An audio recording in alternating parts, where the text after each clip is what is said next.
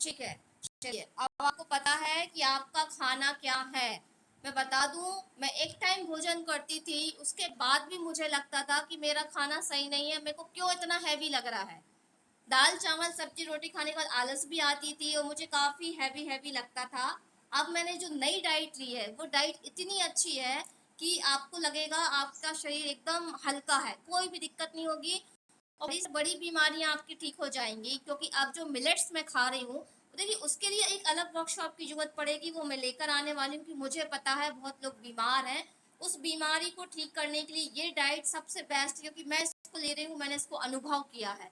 तो हमको चावल और रोटी अपनी ज़िंदगी से निकालना होगा यदि हम प्रॉपर तरीके से एक हेल्दी लाइफ जीना चाहते हैं। इस वाली डाइट से कैंसर जैसी बीमारियां ठीक हुई हैं, कैंसर जैसी बीमारियां। तो जब कैंसर ठीक हो सकता है तो हमारी छोटी मोटी बीमारियां तो ठीक हो ही सकती है ना। इसलिए डाइट को प्रॉपर तरीके से लेना ज़रूरी है। फ़िलहाल तो आप फ्रूट्स सैलेड को लेना शुरू करिए, रोटी को कम मात्रा में लीजिए, चावल को कम मात्रा में लीजिए, इसको इस तरीके से बनाइए कि इसका माड़ निकल जाए। जो खुले बर्तन में हम बनाते हैं उस तरीके से बनाइए, दाल को पॉसिबल हो तो, और नहीं तो चावल का माड़ निकाल दें आप, उसके बाद लें। और रोटी में आप ज्वार बाजरा मक्का कुछ भी अनाज मिक्स कर दें, मतलब प्योर आटे की गेहूं की रोटी ना लें आप, उसमें मोटा अनाज मिक्स कर दें। बिर्रा की रोटियां खाते हैं कुछ लोग, कुछ बाजरा की खाते हैं, तो मोटे अनाज की रोटी आप खाएंगे तो वो हजम जल्दी हो जाएगी, क्योंकि जो गेहूं है वो चिपकता है और उसमें आप कोई दूसरा अनाज मिक्स करेंगे तो वो चिपकेगा नहीं, वो मोटा होगा तो वो निकल जाएगा। ठीक है ना। इस तरीके से आपको अपने खान पान में बदलाव लेकर आना है यदि आप स्वस्थ रहना चाहते हैं और अच्छे हीलर बनना चाहते हैं। अब बात आती है अगली, दूध की। जितने भी लोग दूध पीते हैं वो ये ध्यान से सुन लें, यदि आप दूध पीते हैं तो आपकी बीमारियां कंट्रोल में नहीं आएगी, चाहे आप कुछ भी खा लें। क्यों? क्योंकि दूध में वो केमिकल मिल के आ रहा है, क्योंकि आजकल जो गाय हैं उनको इंजेक्शन लग रहे हैं केमिकल्स के, ताकि वो ज़्यादा दूध दें।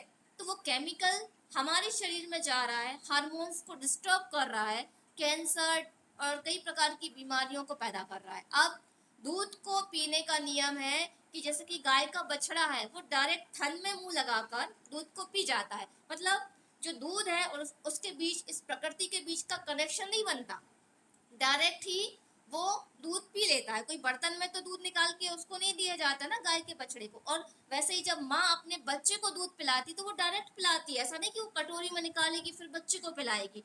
तो दूध पीने का नियम है कि जैसे ही वो निकलता है तुरंत वो पेट में चला जाए। अब गाय का दूध गाय के बच्चे के लिए है, इंसानों का दूध इंसान के बच्चे के लिए है, भैंस का दूध भैंस के बच्चे के लिए है, शेरनी का दूध शेर के बच्चे के लिए। सब सिस्टम से जमाया ईश्वर ने, पूरा प्री प्लान है। लेकिन इंसान गाय के दूध को छीनकर खुद पीता है बुढ़ापे तक, उसके बदले में उसको कफ बनता है, सर्दी खांसी अस्थमा एलर्जी और हार्मोन डिसबैलेंस हो जाते, क्योंकि वो दूध में जो केमिकल है, जो मिनरल्स हैं, वो किसके लिए है? गाय के बच्चे को बड़ा करने के लिए। देखा है गाय का बच्चा कितने जल्दी चलने लगता है, कितने जल्दी बड़ा होता है, तो उसके अंदर जो तत्व है, जो एनर्जी है, वो गाय के बच्चे के लिए है। लेकिन हम इंसान उस दूध को पीते हैं, तो हमारा शरीर तो गाय जैसा हमको बनाना नहीं है ना, हम तो इंसान हैं, हम इंसान जैसे दिखना चाहते हैं। कुछ लोगों को ज़्यादा हेयर आने लगते हैं, कई लोगों को बहुत सारी प्रॉब्लम्स होती। क्यों? क्योंकि हमारी बॉडी को वो दूध सूट ही नहीं करता, किसी कंडीशन में कर ही नहीं सकता। आप कॉमन सेंस लगाएं, जो लोग दूध पीते हैं वो किसी जानवर के दूध को पचाने के लिए अपने लीवर को डेवलप कर सकते हैं क्या? हम तो गाय के दूध को हजम नहीं कर सकते। पुराने जमाने के लोग इतनी मेहनत करते थे कड़ी, और उस समय की जो गाय थी वो प्योर देसी गाय थी, उनका दूध हल्का होता था, कोई केमिकल नहीं था, कोई इंजेक्शन उनको नहीं लगाया जाता था, देवी के रूप में पूजते थे। शुद्ध उनको जड़ी बूटी वाला चारा, जो जंगल में होता शुद्ध चारा, वो उनको खिलाया जाता था। तो उनके दूध में क्या था, एक ना वो वाली प्रॉपर्टीज थी मेडिसिन वाली, तो उनके दूध में ऐसे मेडिसिन की प्रॉपर्टीज आ जाती थी, तो हम पीते थे तो हमको फायदा होता था। वो आज से कई साल पुरानी बात है, वो समय गया, वो बात गई, वो तरीका गया। लेकिन उस तरीकों को हम आज भी अपना रहे। जितने भी लोग दूध पीते हैं उन सबको आप मना करके देखिए, ये कॉन्सेप्ट उनको बताइए, ये वीडियो उनको दिखाइए। बहुत लोग दूध पीते हैं, मुझे पता है, चाय तो पीते हैं, चाय को तो छोड़ ही दीजिए, लेकिन एक एक गिलास दूध पीते हैं ये कि कैल्शियम मिलेगा। उनको नहीं पता कैल्शियम की तो दूर कितनी बीमारियों को लेके वो बैठे हुए हैं। तो जो जानवर है उसके बच्चे के लिए उसका दूध बेस्ट है, हमारे लिए किसी भी जानवर का दूध बेस्ट हो ही नहीं सकता आज की कंडीशन में, तो बिल्कुल नहीं। क्योंकि एक तो केमिकल हम पी रहे हैं, दूसरा किसी जानवर के दूध को छीन के हम पी रहे हैं, तो उसकी भावना वो बच्चे के लिए है, और हम पी रहे हैं तो उसकी भावना, नेगेटिविटी हमारी बॉडी में जा रही है, केमिकल जा रहा है, पता नहीं क्या क्या चीज़ें जा रही है जो हमारी बॉडी को सूट नहीं करता। ईश्वर ने आपको धरती पे भेजा, जानवर को भेजा, पशु पक्षी को भेजा, सबके लिए खाना बनाया।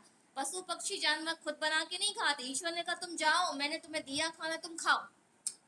हम इंसानों को भेजा तो ये थोड़ी कह के भेजा कि जाओ बेटा तुम गेहूं उगाना, पिसाना, फिर रोटी बनाना, फिर उसको पकाना, फिर खाना। नहीं, हमारे लिए पेड़ों पे फल लगा दिए, ड्राई फ्रूट्स लगा दी, धरती में से हरी सब्जियां उगा दी, बेटा जाओ, कुछ मेहनत नहीं करनी है, सिर्फ इनको खाओ, उखाड़ो खाओ, फल खा लो, सैलेड को जमीन से उखाड़ो, धो लो और खा लो। आपको पकाने का तो काम ही नहीं है, लेकिन हम अपने स्वाद के लिए पकाते हैं, उन सबको नष्ट कर देते हैं। जो ग्रीन सब्जी, उनका कलर देखा आपकी सब्जी का ग्रीन बचता है क्या? पता नहीं कौन सा कलर हो जाता है, उसमें मसाला, मिर्च, लहसुन, प्याज, जो सब हमको उत्तेजित करते हैं, हमको गुस्सा दिलाते हैं, वो सब भर देंगे और फिर हम उसको खाते हैं और कहते हैं हम स्वस्थ हो जाएंगे। बिल्कुल नहीं होने वाले आप, क्योंकि मैं भी स्वस्थ तब तक नहीं हूँ जब तक मैंने ये नहीं छोड़ा। ये सब छोड़ने के बाद आप स्वस्थ होंगे। ईश्वर ने बोला है आपको मैंने दिया, वो खाओ ना, आप क्यों नहीं खाते हो? आप खुद पकाते हो, पता नहीं क्या क्या डालते हो, फिर खाते हो, फिर रोते हो कि ईश्वर मुझे ठीक कर दो, मेरा कैंसर ठीक कर दो, मेरा डिप्रेशन ठीक कर दो, मेरी किडनी प्रॉब्लम ठीक कर दो। मैं नहीं करूँगा। क्यों? मेरे हिसाब से चलो तो तुम बीमार ही नहीं पड़ोगे, मेरे हिसाब से नहीं चलोगे तो तुम बीमार भी पड़ोगे और सब कुछ होगा तुम्हें। तो ये ईश्वर के नियम है, उस नियम के हिसाब से आप चलेंगे, बहुत अच्छे से लाइफ जिएंगे, नहीं चलेंगे तो नहीं जिएंगे। तो आपको समझ में आया कितना बड़ा कॉन्सेप्ट है हमारी डाइट का हमारी लाइफ में। आप क्या खाते हैं ये चेक कर लीजिए, आपके दिन भर में क्या खाते हैं आप, वैसा आपका शरीर, वैसा आपका मन बन रहा है। ठीक है ना?